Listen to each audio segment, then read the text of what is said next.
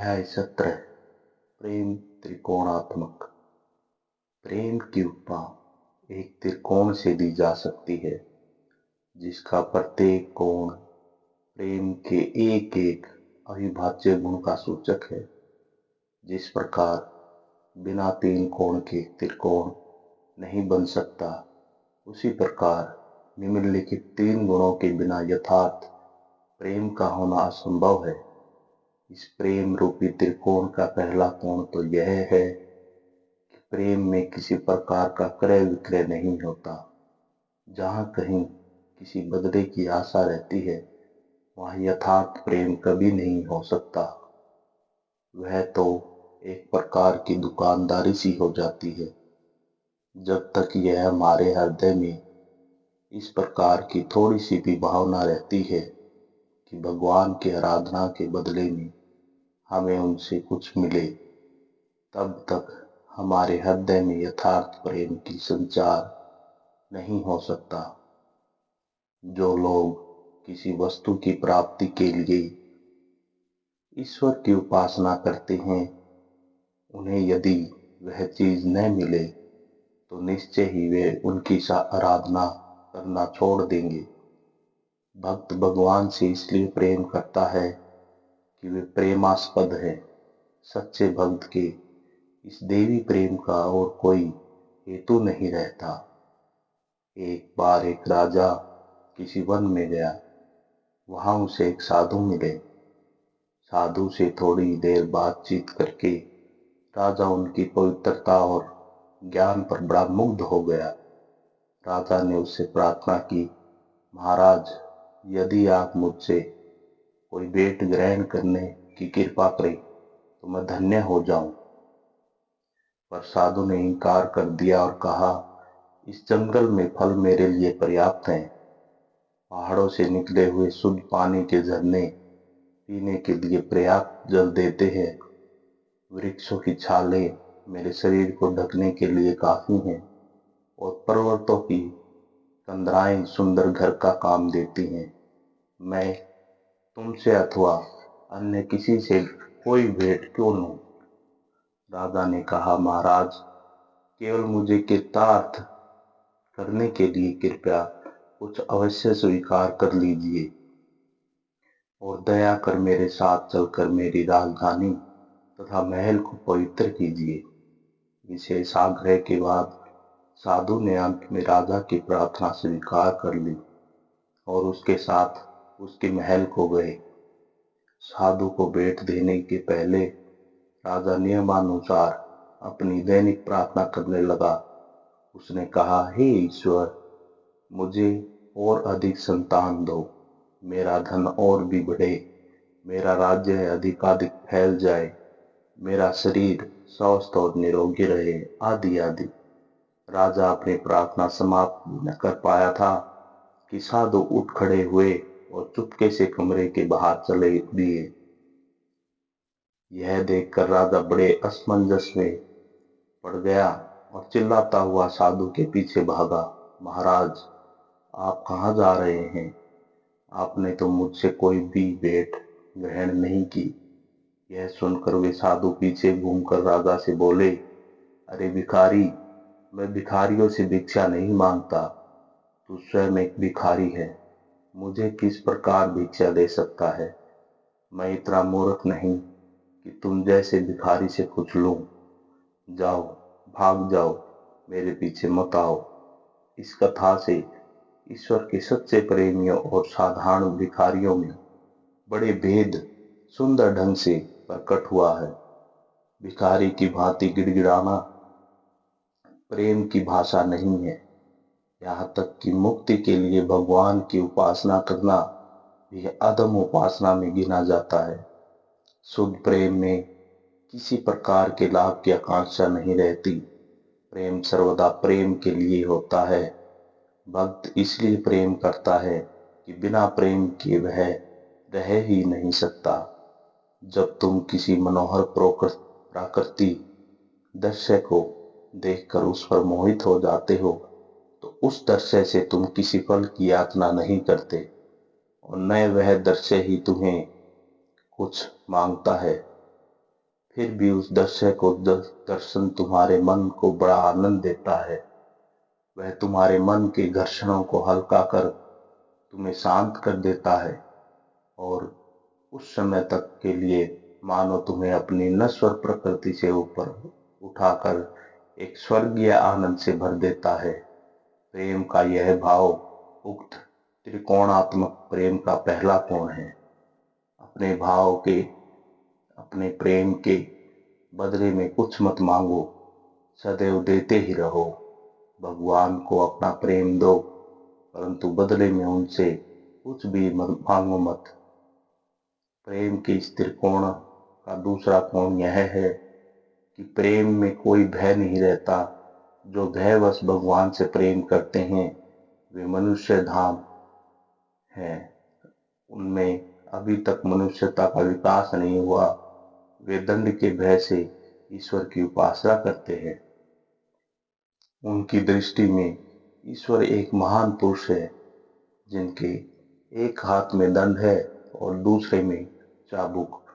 उन्हें इस बात का डर नहीं रहता कि यदि वे उनकी आज्ञा का पालन नहीं करेंगे तो उन्हें कोड़े लगाए जाएंगे। पर दंड के भय से ईश्वर की उपासना करना सबसे निम्न कोटि की उपासना है। एक तो वह उपासना कहलाने योग्य है ही नहीं, फिर भी यदि उसे उपासना कहे तो वह प्रेम की सबसे बुद्धि उपासना है। जब तक हृदय में किसी प्रकार का भय है तब तक प्रेम कैसे हो सकता है। प्रेम स्वभावत सब प्रकार के भय पर विजय प्राप्त कर लेता है।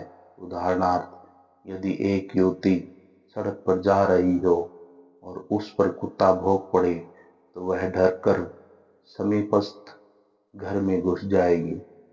परंतु मान लो दूसरे दिन वह स्त्री अपने के साथ जा रही है और उसके बच्चे पर शेर झपट पड़ता है तो बताओ वह क्या करेगी। बच्चे की रक्षा के लिए वह स्वयं शेर के मुंह में चली जाएगी। सचमुच प्रेम समस्त भय पर विजय प्राप्त कर लेता है।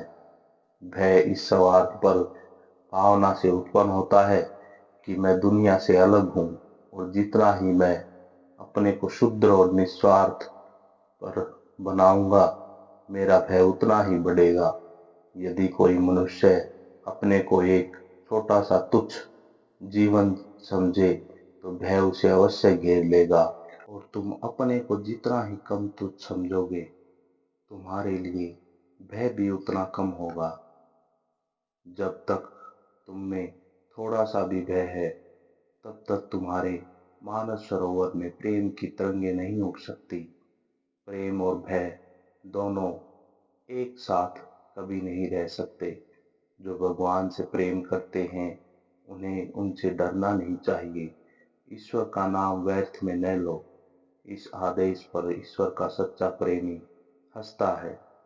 प्रेम के धर्म में भगवत निंदा किस प्रकार संभव है। ईश्वर का तुम जितना ही नाम लोगे फिर वह किसी भी प्रकार से क्यों न हो तुम्हारा उतना ही मंगल है। उनसे प्रेम होने के कारण ही तुम उनका नाम लेते हो। प्रेम त्रिकोणी का तीसरा कोण यह है कि प्रेम में कोई प्रतिद्वंदी अर्थात दूसरा प्रेम पात्र नहीं होता, क्योंकि इस प्रेम में प्रेमी का सर्वोच्च आदर्श ही लक्षित रहता है। प्रकृत प्रेम तब तक नहीं होता जब तक हमारे प्रेम का पात्र हमारा सर्वोच्च आदर्श नहीं बन जाता। हो सकता है कि अनेक स्थलों में मनुष्य का प्रेम अनुचित दिशा में लग जाता हो, पर जो प्रेमी है उसके लिए तो उसका प्रेम ही पात्र उच्चतम आदर्श है। हो सकता है कोई व्यक्ति अपना आदर्श सबसे निकृष्ट मनुष्य में देखे और कोई दूसरा किसी देव मानव में, पर प्रत्येक दशा में वह आदर्श ही है जिसे सच्चे और प्रगाढ़ रूप में प्रेम किया जाता है। प्रत्येक व्यक्ति के उत्तम आदर्श को ही ईश्वर कहते हैं। कोई चाहे ज्ञानी हो चाहे अज्ञानी, साधु हो या पापी, पुरुष हो अथवा स्त्री, शिक्षित हो अथवा अशिक्षित, प्रत्येक दशा में मनुष्य मात्र का प्रमोद आदर्श ईश्वर ही है।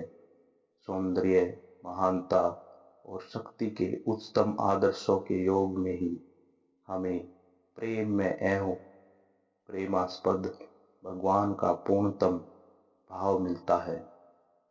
स्वभावत ही ये आदर्श किसी न किसी रूप में प्रत्येक व्यक्ति के मन में वर्तमान रहते हैं।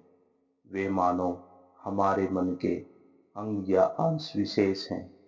उन आदर्शों को व्यवहारिक जीवन में परिणत करने के जो सब प्रयत्न हैं, वे ही मानवीय प्रकृति की नानाविध क्रियाओं के रूप में प्रकट होते हैं।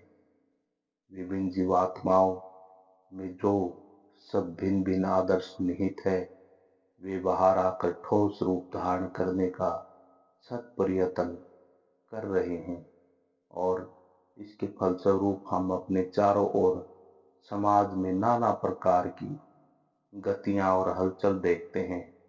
जो कुछ भीतर है वही बाहर आने का प्रयत्न करता है।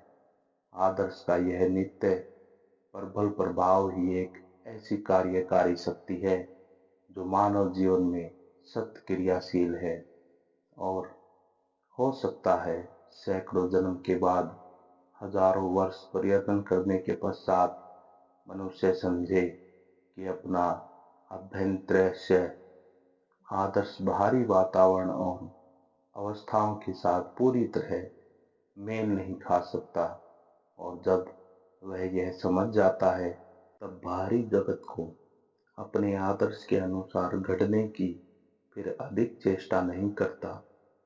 तब वह इस प्रकार के सारे प्रयत्न छोड़कर प्रेम की उत्तम भूमि से स्वयं आदर्श की आदर्श रूप से उपासना करने लगता है। यह पूर्ण आदर्श अपने में अन्य सब छोटे छोटे आदर्शों के समा लेता है। सभी लोग इस बात की सत्यता स्वीकार करते हैं कि प्रेम कुरूपता में भी रूप का दर्शन करता है। बाहर के लोग कह सकते हैं कि प्रेम गलत दिशा में जा रहा है, अपात्र में अर्पित हो रहा है, पर जो प्रेमी है उसे तो अपने प्रेमास्पद में कहीं कोई रूपता दिखाई ही नहीं पड़ती। वह तो उसमें रूप ही रूप देखता है, चाहे रूपवती स्वर्ग की अप्सरा हो, चाहे कुरूप और भोंडी स्त्री। वास्तव में हमारे प्रेम के आधार तो मानो कुछ केंद्र हैं, जिनके चारों ओर हमारे आदर्श घनीभूत होकर रहते हैं। संसार साधारणतः किसकी उपासना करता है? अवश्य उच्चतम भक्त और प्रेमी के सर्वाग्राही पूर्ण आदर्श की ही नहीं। स्त्री पुरुष साधारणतः उसी आदर्श की उपासना करते हैं जो उनके अपने हृदय में है। प्रत्येक व्यक्ति अपना अपना आदर्श बाहर लाकर उसके सम्मुख भूमिष्ठ हो प्रमाण करता है। इसलिए हम देखते हैं कि लोग निर्दयी और खूनी होते हैं। वे एक रक्त पिपासु ईश्वर की कल्पना करते हैं तथा उसे भजते हैं, क्योंकि वे अपने सर्वोच्च आदर्श की ही उपासना कर सकते हैं और वास्तव में वह अन्य लोगों के आदर्श से बहुत भिन्न है। धन्यवाद।